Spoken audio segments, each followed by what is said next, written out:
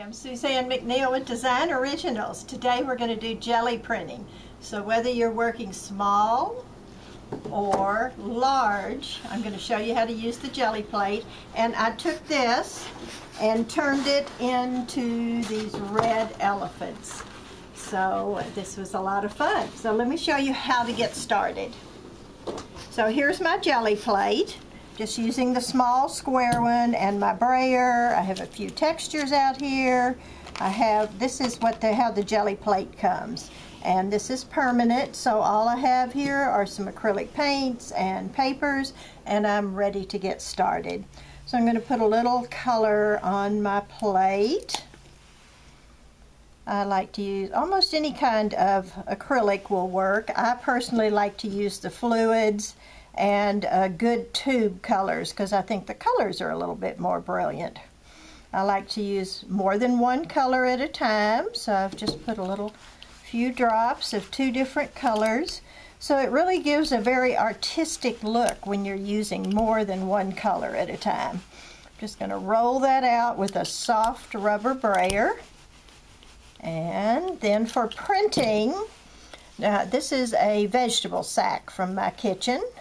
So I can lay that right on here. This is part of an air conditioning filter that I took apart. And now I can take my paper, lay it on top of this. Now this is a piece of deli paper. It looks like tissue paper, but it's much, much stronger than tissue paper. So I just want to rub that with my hand real good and be sure with the deli paper I can actually see where the paint transfers. So voila, my first piece of deli paper. Then I can take those off. Now I don't like to change my colors until the end of the day. To me it gives the piece a lot of nice continuity to just keep on going. I might like to lighten it a little bit, so maybe I'll add just a little bit of white paint and just roll that on. You can see that it's picking up a little bit of the yellow and the green from the first layer. So it's being just a little influenced. Now I can actually take my brayer and make designs. I don't have to use a tool. This is part of a fence. Just lay that on top.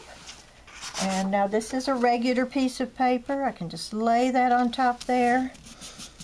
Rub it down real good with my hands. Since that has a grid under it, I want to be sure and get in each hole so that it will print really, really well. Often I like to pick it up just from the corner or the side to be sure it's all colored. Isn't that beautiful? And I want to show you this piece of canvas. Now when I use the deli paper, it's so great because it's almost transparent, just like a tissue paper. So I've taken several pieces and just glued them onto this piece of canvas with some soft gel gloss. Beautiful look. Looks like I painted it, but I actually used several pieces. So now I want to show you a little different technique. Oh, look at that pretty pattern. Let me see if I can get that to print. That's the residue from my first printing. I can just lay my paper down here. This is what's so much fun about jelly printing, is there's so many happy surprises. Pull that off. So I don't like to waste paint at all. It can get expensive, so it's wonderful when you can get more than one print. So now I'm going to show you the printing process the stamping process as opposed to the printing process. They're similar, but a little bit different. I'm going to put two colors on here.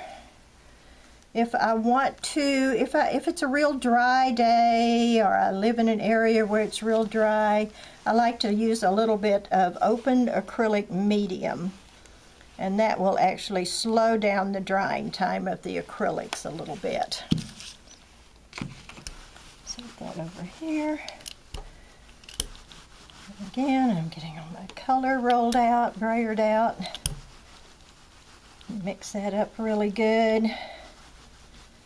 So now I'm going to show you the stamping process. So I have a larger piece of paper this time. And I'm going to take my little piece of fencing here, lay that on top. just like I did before, but this time I'm going to pick up my jelly plate, holding my texture piece secure, and just lay that down on top of the paper and press on that. Now at the first I showed you that great big elephant one, so there's no way I could have placed that paper on top of the jelly plate each time, so I used this printing process. So there we are, we have our first printing, and now I think I'll go into a little more yellow, get a good look here.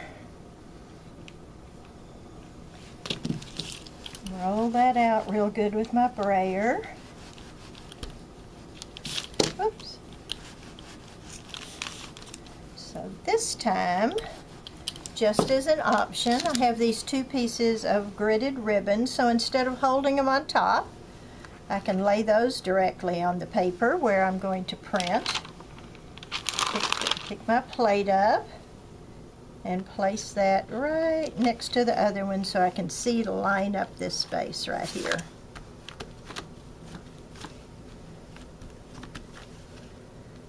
So there we go. So I got some really interesting patterns and some variation, and you can just keep adding different textures. I'm just going to grab a baby wipe here and clean my fingers. And I also use these baby wipes to clean my plate when I'm finished, and to clean my brayer.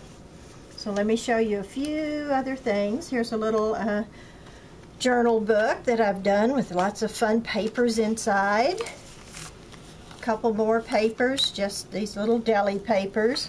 Now this one was done on black with metallic paint. Isn't that a beautiful look? And here is some on fabric. You use fabric and paper just the same. A little quilted tote bag that I put together. And all of these ideas are right here in the Gelli printing book.